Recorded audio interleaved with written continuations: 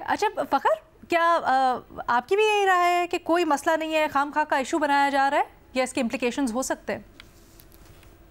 अलीना, मैं नहीं समझता कि कोई इसका मसला होगा वोटिंग के हवाले से पीटीआई के लिए, क्योंकि ये ज़रूरी नहीं होता कि जो पार्लिमानी लीडर हैं वो रिटर्न में या ख़त लिख के कोई अपने जो जितने भी पार्लियामेंटेरियंस हैं उनको आगाह करें कि किस इशू के ऊपर वोट करना है, किसके ऊपर नहीं करना। ये लाजमी नहीं है। जिस तरह रीमा ने पूरा डिटेल में बताया है 63A का जो सुप्रीम कोर्ट की जजमेंट भी है उसके हवाले से, ये मसला तब होता कि अगर पीटीआई का जो पोलिटिकल पार्टी का हेड कोई और होता, वो मेंबर पार्लियामेंट ना होता और जो पार्लियामेंट के जो मेंबर्स हैं पीटीआई के, उनकी राय डिफरेंट होती और पॉलिटिकल हेड की डिफरेंट होती तो फिर था। क्योंकि जो बैरिस्टर गोहर हैं वो भी पार्लियामेंट का हिस्सा हैं, वो उन्होंने कन्वे कर दिया है, चाहे वो जो पार्लियामेंट्री पार्टी के लीडर के तौर पे वो किया है या पार्टी के हेड के तौर के ऊपर किया है। मेन चीज़ होता है कि आपको कन्वे कर दिया गया है जो मैसेज या पार्टी की लाइन है, तो उससे मैं नहीं समझता कि ये इतना कोई बड़ा इशू होगा। और दूसरी बात ये कि अभी तो ये कोई इंटेंट वाला मसला है और इंटेंट के ऊपर तो आपका कोई ना डिस्क्वालिफिकेशन ना वो होती है। जब ये कोई वोटिंग होगी, जो अगर कोई फ्लोर क्रॉसिंग करते हैं या डिफेक्शन जो क्लॉज अप्लाई होती है तो वो फिर देखा जाएगा। तो मैं नहीं समझता कि ये कोई इतना बड़ा इशू है। और जहाँ तक ये सुन्नी इत्तेहाद काउंसिल वाला भी है, उसके लिए ज़रताज गुल चाहे वो अमेरिका में भी हों, वो किसी एक सिंपल फ़ोन कॉल के ज़रिए भी अगर वो बता देती हैं जो सुन्नी इत्तेहाद काउंसिल के मेंबरान रह गए हैं, तो उससे फिर ये मैं नहीं समझता कि ये इनको इतना बड़ा कोई आगे फिर मसला होगा कि उनको रिटर्न देना चाहिए था या वो मुल्क से बाहर। साहिबा मखसूस नशिस्तों के फैसले के बाद अब सुन्नी इत्तेहाद काउंसिल की मेंबर भी नहीं है, अब तो वो पीटीआई की हैसियत से नोटिफाई हो गई हैं, तो वो मामला इसके लिए तो सुप्रीम कोर्ट को इलेक्शन कमीशन ने ऑलरेडी लिखा हुआ है, जो रेफरेंस भेजा हुआ है कि इसके लिए हमें नोटिफाई तो उनको पीटीआई कर दिया है, इलेक्शन कमीशन ने एज पीटीआई मेंबर उनको नोटिफाई कर दिया है।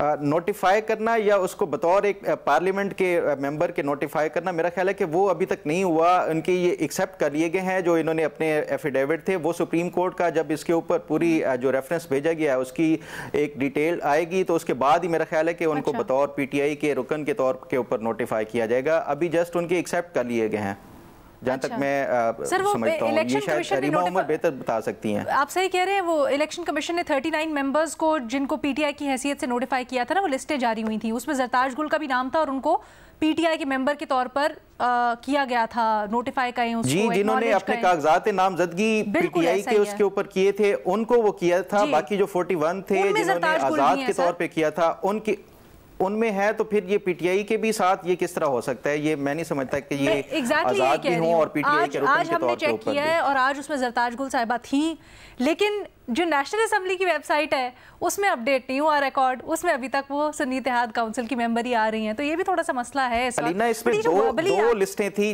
जो सुप्रीम कोर्ट के ऊपर, एक 39 वो थे जो सुप्रीम कोर्ट के फैसले में भी बताया गया जिन्होंने जो इलेक्शन कॉन्टेस्ट किया था वो बतौर पीटीआई के रुकन के तौर के ऊपर पार्टी के किया था।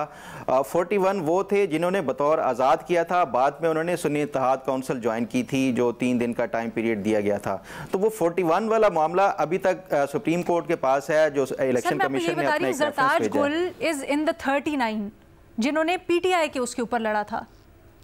ज़रताज गुल अच्छा, तो वो फिर सुन्नी इत्तेहाद काउंसिल की नहीं है जो पार्लियामानी लीडर? नहीं सर, यही तो अब है। ज़रा ये जो वर्बली आपने बात कही ना, ये बड़ी इंटरेस्टिंग है। साफ़ी साहब पे जाने से पहले अगर हम रीमा से जल्दी से ये कर लें क्रॉस चेक। रीमा, क्या कोई रिटन इंस्ट्रक्शंस या सबूत नहीं देना होता इस तरह के ऑर्डर्स का? क्या अगर हिदायत हम ज़बानी कलामी भी दे दी जाए पार्लियामानी लीडर की तरफ से, पार्लियामानी पार्टी की तरफ से, तो वो काबिल कबूल होती हैं? जी लीना, जैसा मैंने पहले भी जो बात की कि सुप्रीम कोर्ट ने कहा है कि फ्लेक्सिबिलिटी होनी चाहिए कि आपने किस तरह जो है कम्युनिकेट किया है मेंबर्स को अपना डिसीजन, लेकिन डिसीजन कैसे लिया है उसमें आपको at least majority of the parliamentary party उनकी रजामंदी चाहिए। तो जो अदालत ने एक गाइडेंस दी है वो ये है कि एक जो डायरेक्शन की कॉपी है वो साइन होनी चाहिए majority of the parliamentary party से, और फिर आप जो हाउस या असेंबली है उसके सेक्रेटेरिएट के साथ वो डिपॉजिट करवा दें। ये नोटिस समझा जाएगा पूरी पार्लियामेंट्री पार्टी के लिए कि ये डायरेक्शन पार्लियामेंट्री पार्टी ने दे दी है। तो सुप्रीम कोर्ट ने इसको काफी फ्लेक्सिबल रखा है। मेरा नहीं ख्याल कोई हार्ड एंड फास्ट रूल है, लेकिन एक चीज जो अहम है कि majority of the parliamentary party की सपोर्ट जरूरी है। अब वो चाहे एक मीटिंग में हो, चाहे वो इस तरह की कोई खत है या कोई डायरेक्शन है उसमें सिग्नेचर्स के तौर पे हो, उसमें फ्लेक्सिबिलिटी है।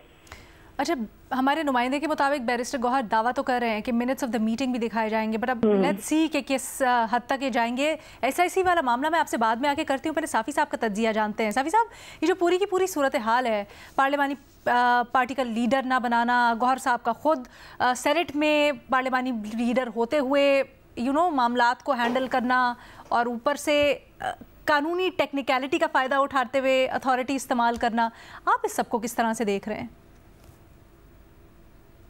असल में ये सारा मिसक्रिएट किया है सुप्रीम कोर्ट ने। पहले उनको निशान नहीं दिया गया, जिसकी वजह से ये सारा सुन्नी तहरीक और फलां ये चीज़ें सामने आ गई।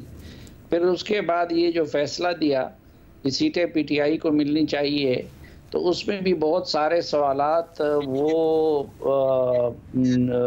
जवाब के उसका नहीं दिया गया उसमें, इसलिए अब इलेक्शन कमीशन ने फिर उनसे वजाहत मांगी। तो ये एक मिस वाली सूरत हाल है, लेकिन असल उसूली तौर पर बात यह है कि PTI की सीटें हैं और PTI को मिलनी चाहिए। इस निटी-ग्रिटी में नहीं पड़ना चाहिए कि बैरिस्टर गौहर फैसला करे या कोई और करे। बैरिस्टर गौहर पार्टी के सदर हैं, अगर पार्लिमानी लीडर का तकर्रुर करता है तो वो भी अमूमन चेयरमैन ही करता है। तो अगर पार्लिमानी लीडर के पास भी इख्तियार है तो पार्लिमानी लीडर को मुकर्रर करने का उनको इख्तियार है। तो इसलिए मेरे ख्याल में इस मामले को ख़त्म कर देना चाहिए और PTI को या सुन्नी तहरीक जो कुछ भी है उनको ये सीटें दे देनी चाहिए। सर, लेकिन सीटों का मामला तो चले अलग, लेकिन ये जो मामला है, आपको याद होगा जिससे 63A की तशरीह का सारा मामला उठा था, वो हमजा शहबाज और CM पंजाब के सारे इलेक्शन का मामला, सर उसमें कितना केओस बन गया था। क्या आपको लगता है कि यहाँ पर इस तरह की केओटिक सिचुएशन हो सकती है अगर इट कम्स टू इट? वो भी अदालत ने ही वो मसला खड़ा किया था। उस वक़्त बंदियाल साहब का दौर था और लाहौर हाई कोर्ट ने फैसला दिया था कि असल इख्तियार जो है वो पार्लिमानी लीडर और पार्टी लीडर के तफरीक से वो मसला क्रिएट किया गया था। और यहाँ पर भी अभी वो स्टेज आ गया है कि पार्लिमानी लीडर और पार्टी चेयरमैन के इख्तियारात की बात हो रही है। तो प्रॉब्लम तो है एक, लेकिन मेरे ख्याल में मैं तो अपनी राय ये दे रहा हूँ कि वो उनकी सीटें हैं और उनको मिलनी चाहिए। सर, सियासी तौर पर तहरीक इंसाफ को इससे क्या हासिल होगा या क्या चल रहा है आपके ख्याल में जो गौहर साहब को इस तरह का सुपरसीडिंग मेजर लेना पड़ा? नहीं, एक तो ये कि इन सीटों की वजह से हुकूमत की 2/3 मेजॉरिटी ख़त्म हो रही है, और दूसरा जाहिर बात है कि इससे उनकी क़ुव्वत बढ़ जाएगी और मुस्लिम लीग नून की क़ुव्वत कम हो जाएगी। अच्छा, आईनी तरमीम के ऊपर क्या ये डाल सकता है कोई फ़र्क? क्योंकि बड़ी बातें हो रही हैं ना, कुछ प्रपोज भी की गई हैं, कुछ कयास आराइयाँ भी हो रही हैं, बट अगर ऐसा होता है तो तहरीक इंसाफ को इसमें क्या फ़र्क हो सकता है? तो उसका जवाब आपको बेहतर रीमा दे सकती है कि आईनी तरमीम पे इसका असर है या नहीं पड़ सकता है, क्योंकि अब ये सवाल है कि जजों की तादाद बढ़ाना, उसके लिए क्या आईनी तरमीम की ज़रूरत है या कि सिर्फ वो सादा अक्सरियत से हो सकता है? सर, उसके ऊपर तो हम पहले भी बात कर चुके हैं। भट्टी साहब, आप बताइएगा, ये ख़ास तौर पे सेनेट में जो मामला बना हुआ है अली ज़फ़र और गौहर खान साहब का, ये क्या मामला है और इसके ऊपर क्या कुछ रिटेलिएशन आ सकती है अली ज़फ़र साहब की तरफ से? अब सूरत हाल ये है कि एक तो मैंने बताया ना कि पाकिस्तान तहरीक इंसाफ के अपने आपसी इख्तलाफात हैं और वो 4-5 ग्रुप हैं, और वो 4-5 ग्रुप जो हैं वो एक दूसरे की बात जो आजकल है वो समझते हैं कि ये पता नहीं कि कहाँ से बात आई है, ये क्यों ऐसी बात कर रहा है, एक दूसरे पे शक करते हैं, एक दूसरे पे सारा मामला होता है। लेकिन इन्होंने इसका आईनी तरमीम पे कोई असर नहीं पड़ेगा, ना इन्होंने वोटिंग में हिस्सा लेना है, ना इन्होंने वोट डालना है। आईनी तरमीम के लिए पार्लियामेंट का मुश्तरका इजलास से अगर कुछ कर लेते हैं तो वो अलहदा बात है, लेकिन 11 सीटें अभी भी कम हैं आईनी तरमीम के लिए। तो ये सारा ये पाकिस्तान तहरीक इंसाफ ने कल भी अपने सारे मेंबर्स को कहा है, आज भी कहा है कि कोई मौजूद ना हो, कोई आईनी तरमीम में हिस्सा ना ले, वॉकआउट करे, शोर वगैरह डाले। और वो कह रहे हैं हम इस आईनी तरमीम को नहीं मानते, जिसमें ठीक है कान को दूसरी तरफ से पकड़ा जा रहा है। मतलब वही एक्सटेंशन का मामला अभी भी उनके ज़हनों में है। अच्छा, वो तो एक अलग बात है ना, क्योंकि वजीर कानून ने इसके ऊपर कहा है कि ऐसी कोई बात नहीं है। तो चले फिलहाल हम इस मामले को वहीं पे रोक देते हैं। बट मैं आपसे बैरिस्टर गौहर और बैरिस्टर अली जफर की बात कर रही हूँ कि ये दोनों की कन्फ्रंटेशन क्यों है, किस मामले के ऊपर इख्तलाफ है?